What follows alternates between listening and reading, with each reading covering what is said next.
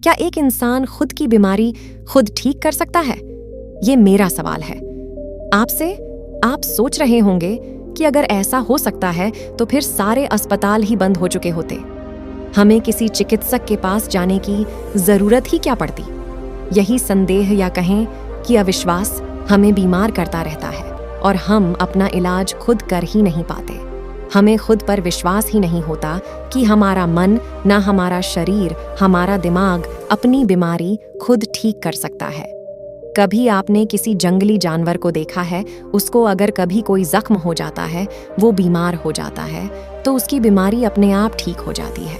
हम सबके दिमाग में ऐसे रसायन बनते रहते हैं जिससे हमारा शरीर अपनी बीमारी को ठीक कर सकता है। इस कहानी के माध्यम से हम उन तरीकों को जानेंगे जिससे हम अपनी बीमारी अपने आप ठीक कर सकते हैं। अगर आप पूरे ध्यान से इन तरीकों को सीखते हैं, समझते हैं, ध्यान देते हैं, तो यकीन मानिए आपको किसी चिकित्सक या किसी अस्पताल में जाने की कोई ज़रूरत नहीं पड़ेगी, क्योंकि आपका शरीर अपनी बीमारी खुद ठीक करना सीख जाएगा। तो इस कहानी को ध्यान से सुनना। एक बार दिखने में एक बहुत ही हष्ट-पुष्ट इंसान एक चिकित्सक के पास पहुंचा। वह चिकित्सक आसपास के क्षेत्रों में बहुत प्रसिद्ध थे। उसने बहुत से लोगों की वह बीमारियां भी ठीक कर दी थीं जो दूसरा कोई नहीं कर पाया था। उनका इलाज करने का तरीका भी बड़ा ही अनूठा था। ना तो वो कोई दवा देते थे और ना ही कोई परहेज बताते थे। इसीलिए वो चिकित्सक आसपास के क्षेत्रों में बहुत प्रसिद्ध हो गए थे। वो हष्ट-पुष्ट इंसान उस चिकित्सक के पास पहुंचा और बोला कि मैंने आपके बारे में बहुत सुना है। चारों ओर आपकी चर्चा चल रही है। सुना है कि आप बिना कोई दवा के बीमारी ठीक कर देते हैं। ये तो अद्भुत बात है, लेकिन ये किस प्रकार संभव है? बिना दवा के हम अपनी बीमारी कैसे ठीक कर सकते हैं? उस इंसान ने कहना शुरू किया कि दिखने में तो मैं बहुत हष्ट-पुष्ट लगता हूँ, बहुत मोटा लगता हूँ, लेकिन मेरा ये मोटापा मेरी बहुत सी बीमारियों का कारण बना हुआ है। कोई कहता है कि तुम अपना मोटापा घटा लो, कोई कुछ कहता है, कोई दवा देता है, लेकिन मेरी बीमारियां ठीक नहीं हो पाती। उस इंसान ने बताया कि वैसे तो मेरे शरीर में मैं खुद नहीं जानता कि मुझे क्या क्या बीमारियां हैं, जैसे कि अस्थमा, मेरी सांस बहुत जल्दी फूल जाती है। इसके अलावा मुझे घुटनों में दर्द रहता है। कभी कभी मेरे दिल की धड़कन बहुत तेज चलने लगती है, जिससे हृदय गति रुक जाने का खतरा भी बना रहता है। और भी ना जाने क्या क्या बीमारियां मुझे हो रखी है। तो अगर आप कोई समाधान बता सके, क्योंकि दवा लेकर मैं थक चुका हूँ। मुझे कोई ऐसा तरीका चाहिए जिससे मैं अपनी बीमारी खुद ठीक कर सकूं।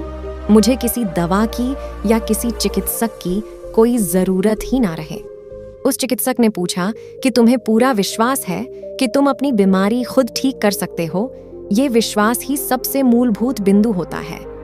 कुछ लोग कभी विश्वास ही नहीं करते कि उनका शरीर अपनी बीमारी खुद ठीक कर सकता है। इसीलिए वह खुद का इलाज कभी करना सीख ही नहीं पाते। लेकिन कुछ लोग ऐसे भी होते हैं जो विश्वास रखते हैं कि उनका शरीर उनकी बीमारी ठीक कर सकता है, और ऐसे लोग ही अपनी बीमारियों को ठीक कर पाते हैं।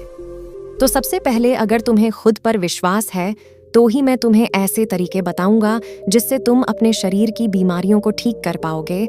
लेकिन अगर तुम्हें विश्वास नहीं है तो उन तरीकों को बताने का कोई भी उपयोग नहीं है। उस इंसान ने उत्तर देते हुए कहा कि अगर मेरे को विश्वास नहीं होता तो मैं आपसे सवाल पूछता ही नहीं। मुझे विश्वास है कि मैं अपनी बीमारी खुद ठीक कर सकता हूँ, इसीलिए तो मैं आपसे सवाल पूछ रहा हूँ। कृपया वो तरीके बताने की कृपा करें जिनसे मैं अपनी बीमारी को ठीक कर सकूं। उस चिकित्सक ने समझाया कि हमारा शरीर संकेतों में हमें समझाने की कोशिश करता है, लेकिन हम उन संकेतों को नज़रअंदाज कर देते हैं, उन पर कोई ध्यान ही नहीं देते हैं। इसीलिए सबसे पहले अपने शरीर के संकेतों को समझना शुरू करो। इसके लिए तुम्हें संवेदनशील होना पड़ेगा, खुद पर ध्यान देना होगा, ध्यान करना होगा। ध्यान करने से तुम अपने शरीर में होने वाले बदलावों को महसूस कर पाओगे। उसके बाद तुम्हें पता लग पाएगा कि तुम्हारे शरीर में क्या कमी है, क्या बीमारी पनपने वाली है। और जब तुम्हें इस संकेत समझ में आने लगेंगे, उसके बाद तुम खुद का इलाज शुरू कर पाओगे, खुद को बीमारियों से बचा पाओगे। इसीलिए सबसे पहला बिंदु है, ध्यान के द्वारा संवेदनशीलता पैदा करो, जिससे तुम अपने शरीर के संकेतों को समझ सको। उदाहरण के लिए तुम्हारी सांस फूल रही है, लेकिन अब तक तुम ध्यान नहीं दे रहे थे, लेकिन किसी दिन तुम्हारा ध्यान गया कि तुम्हारी सांस जल्दी फूल जाती है और तुमने पाया कि तुम्हें अस्थमा हो रखा है। लेकिन अगर तुम अपने शरीर के संकेतों को पहले ही समझ लेते, अपनी सांस फूलने को तुम पहले ही देख पाते, तो तुम अस्थमा होने से पहले खुद का इलाज कर पाते। इसीलिए अपने शरीर और अपने दिमाग में एक संबंध स्थापित करो, जिन संबंध के जरिए तुम्हारा दिमाग ये समझ सकें कि तुम्हारे शरीर को क्या तकलीफ है, उसको क्या बीमारी है। जब तुम्हारे दिमाग को तुम्हारे शरीर से ये संकेत मिलने लगे कि तुम्हें क्या बीमारी है, क्या तकलीफ है तुम्हारे शरीर को, उसके बाद हम अपना अगला कदम बढ़ाते हैं। अगला कदम होता है आत्मचित्रण करना, यानी कि सेल्फ विजुअलाइजेशन। आत्मचित्रण करने के लिए आप कोई भी शांत स्थान चुन लें, उसके बाद वहां पर जाकर आराम से समय निकालकर बैठ जाएं, अपनी आंखें बंद कर लें। उसके बाद अपने मन से खुद का वह चित्र देखने की कोशिश करें जिसमें आप पूर्ण रूप से स्वस्थ हैं। जो भी बीमारी आपको हो रखी थी वह पूरी तरह से ठीक हो चुकी है। 2 मिनट तक इसी एहसास को बरकरार रहने दें कि आप ठीक हो चुके हैं। ठीक होने के बाद आप कैसे दिखते हैं, आप अपना वो चित्र देखने की कोशिश कर रहे हैं। आत्मचित्रण करने के लिए आप किसी ऐसे संगीत का भी इस्तेमाल कर सकते हैं जो आपके आत्मचित्रण के ध्यान को और भी ज्यादा गहराइयों तक लेकर जाए। जितना स्पष्ट आपका आत्मचित्रण होगा, उतनी ही जल्दी आपका शरीर अपनी बीमारी ठीक करना शुरू कर देगा। जब भी हम आत्मचित्रण यानी कि सेल्फ विजुअलाइजेशन करते हैं, तब हमारा शरीर अपने आप का सबसे उत्तम स्वरूप देखता है। उस स्वरूप से हमारा दिमाग उसकी ओर आकर्षित होता है और हमारा मन और हमारा दिमाग उसी ओर काम करने लगते हैं, उसी शारीरिक अवस्था तक पहुंचने की कोशिश करने लगते हैं जिसे अभी हमने आत्मचित्रण में देखा था। क्योंकि समझने की बात यह होती है कि आत्मचित्रण करने से हमारा दिमाग उस रूप की ओर आकर्षित होता है।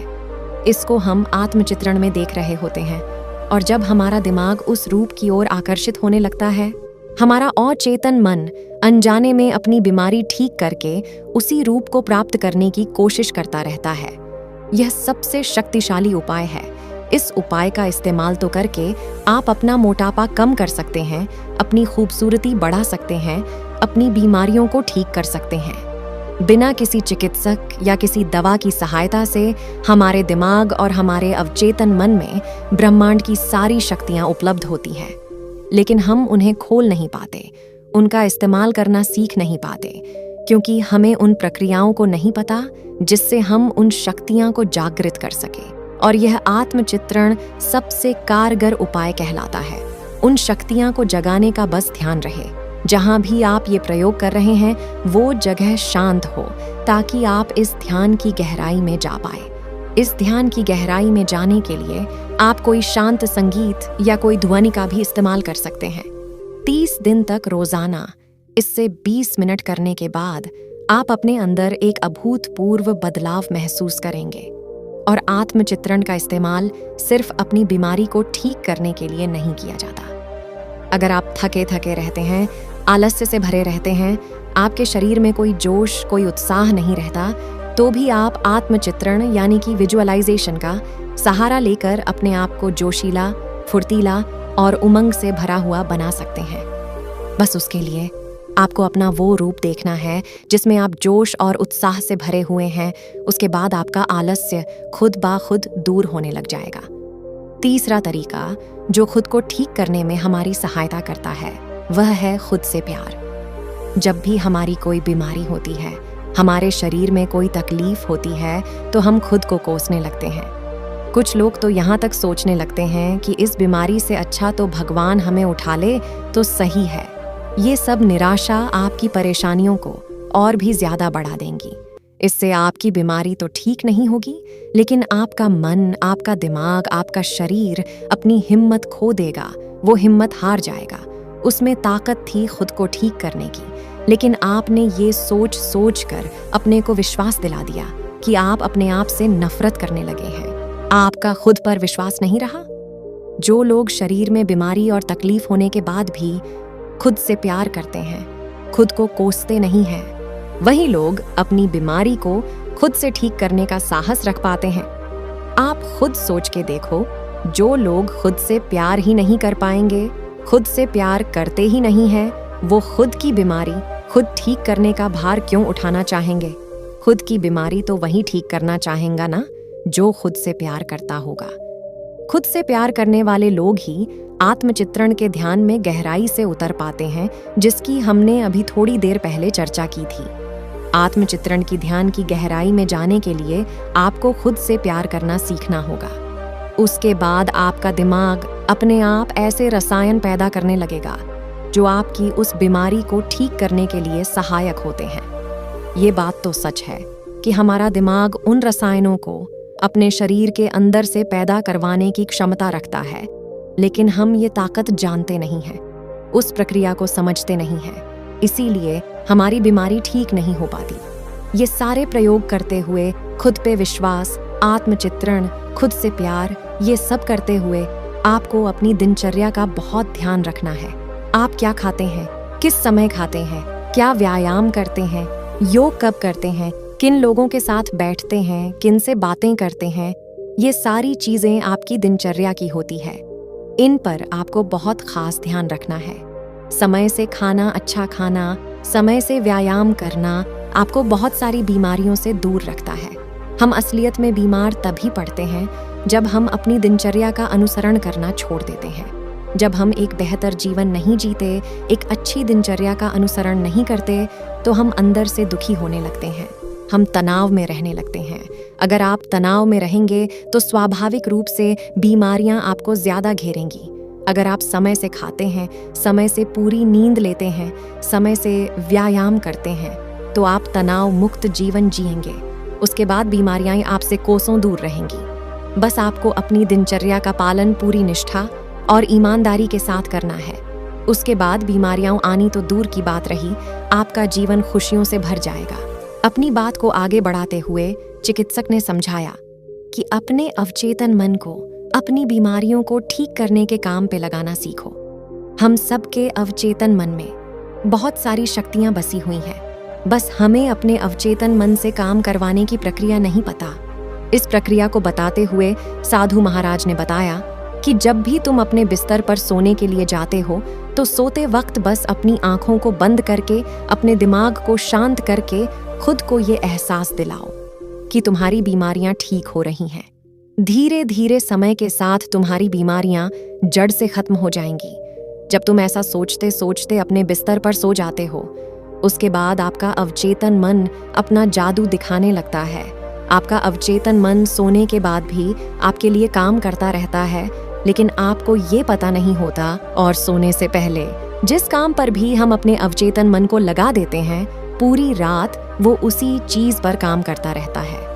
रोज रात को यह अभ्यास करने से आप सुबह बहुत अच्छा महसूस करेंगे, क्योंकि धीरे धीरे आपका शरीर अपने आप ठीक होने लगेगा।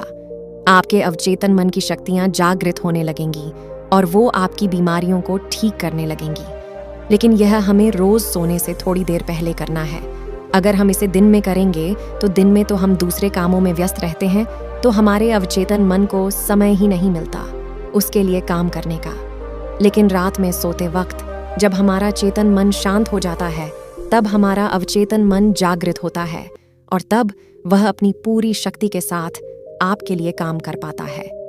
चिकित्सक ने बताया कि आज चाहे विज्ञान कितना भी आगे क्यों ना निकल गया हो, लेकिन आज भी बहुत सारी बीमारियां ऐसी होती हैं जिनका विज्ञान को भी कोई अता पता नहीं होता।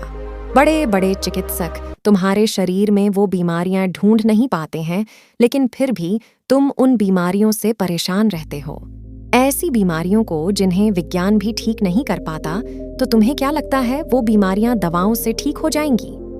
नहीं, दवाई हमें तभी खानी चाहिए जब हमें ये महसूस होने लगे कि इस बीमारी का इलाज मैं अपने आप नहीं कर पाऊंगा।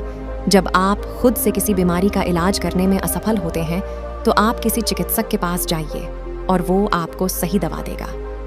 लेकिन उससे पहले खुद प्रयास करके देखिए और यकीन मानिए, आपके अंदर वो सारी शक्तियां हैं जो बिना दवाओं के आपके शरीर को ठीक कर सकती है। आज से कई 100 साल पहले कोई विज्ञान नहीं था, कोई चिकित्सा प्रणाली नहीं थी। उस समय के लोग इन प्रक्रियाओं को, इन पद्धतियों को जानते थे जिससे वो अपने आप को खुद ठीक कर पाते थे, क्योंकि उनके पास कोई दूसरा विकल्प ही नहीं था। लेकिन समय के साथ जैसे जैसे विज्ञान आगे बढ़ता गया, वैसे वैसे वो पद्धतियां और वो प्रक्रियाएं नष्ट कर दी गईं, क्योंकि इससे विज्ञान का, चिकित्सकों का, अस्पतालों का अपना नुकसान है। उनके पास अगर कोई मरीज नहीं आएगा तो उनकी आय कैसे होगी, ये सोचने की बात होती है। इसीलिए ये प्रक्रियाएं और ये पद्धतियां छुपाने की कोशिश की गई। लोगों को ये यकीन दिलाने की कोशिश की गई कि आप अपना इलाज खुद नहीं कर सकते। इसीलिए आपने खुद पर विश्वास करना बंद कर दिया और उसका नतीजा ये रहा कि एक बीमारी खत्म होती है तो आपको दूसरी आ घेरती है, और उस दूसरी बीमारी को ठीक करने के लिए भी आप जब चिकित्सक के पास जाते हैं तो वो आपको बहुत सारी दवाइयां दे देता है। वो दवा उस बीमारी को तो ठीक कर देती है, लेकिन उस दवा से हमारे शरीर में और ना जाने क्या क्या बीमारियां पनपने लगती हैं। इस कहानी के माध्यम से उस साधु चिकित्सक ने उस इंसान को ये समझाने की कोशिश की कि तुम अपना इलाज खुद करने में सक्षम हो। इस बात पर विश्वास करो, इस पर यकीन करो, और जो प्रक्रियाएं मैंने तुम्हें बताई हैं, अगर उनके अंतर्गत तुम काम करोगे तो ठीक 30 दिन के बाद मेरे से वापस आकर मिलना। उसके बाद तुम बताना कि तुमने अपने अंदर क्या बदलाव महसूस किए, क्या तुम्हारी बीमारियां ठीक हुईं या नहीं हुईं। और ये कहते हुए वो साधु चिकित्सक अपने दूसरे शिष्यों के पास चले गए। जो लोग इन पद्धतियों और इन प्रक्रियाओं के बारे में ज्ञान ग्रहण करने के लिए आते थे, उस इंसान ने भी निश्चय किया कि वो 30 दिन तक रोज इन प्रक्रियाओं का पालन करेगा और उसके बाद फिर से इन साधु से आकर मिलेगा, और जो भी बदलाव महसूस करेगा वो ईमानदारी से वो सारे बदलाव इन साधु चिकित्सक को बताकर जाएगा। और यही सोच विचार करते हुए वो इंसान वहां से प्रस्थान कर गया। तो साथियों, यह वीडियो आपको कैसी लगी? मैं उम्मीद करती हूँ इस वीडियो से आपको बहुत कुछ सीखने को मिला होगा। अपनी राय कमेंट बॉक्स में दें। फिर मिलते हैं अगले वीडियो में। जय हिंद।